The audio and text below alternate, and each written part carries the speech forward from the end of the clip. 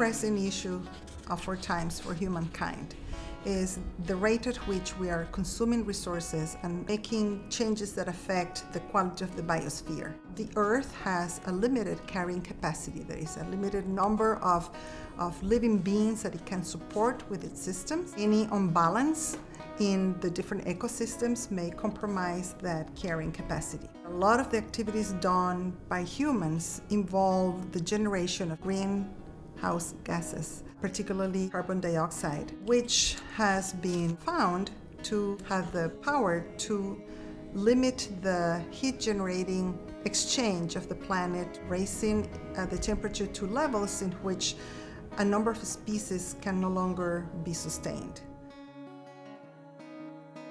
The construction industry is the number one global CO2 emissions generator by sectors, greater than transportation, greater than the industry, greater than agriculture. There is a tremendous responsibility vested on those who design and build to make sure that this contribution is curtailed so that we do not contribute to an irreversible effect on the biosphere and thus compromise the prospects of our species.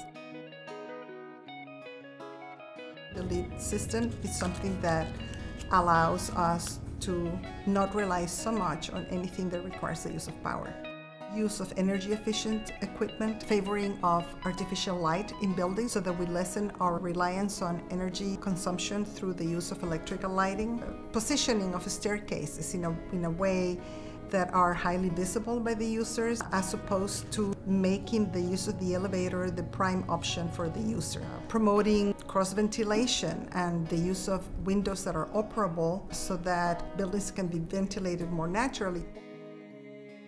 The LEED certification is basically a rating system for buildings. This is not mandated by law or anything like that. It is a voluntary certification.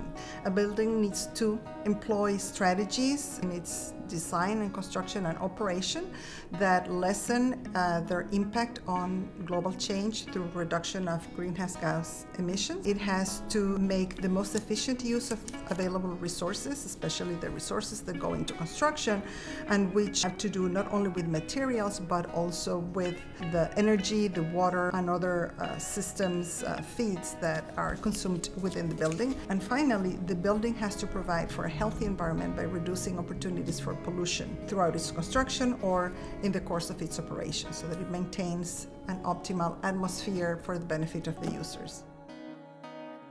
There are many ways to phrase what is happening, but in a very objective way, the world is moving towards a very precarious balance by virtue of the extreme success of the human race. We have grown to numbers in which, even if we have a very limited per capita impact on the land, multiplied by the almost 7 billion that we are, that makes a tremendous impact.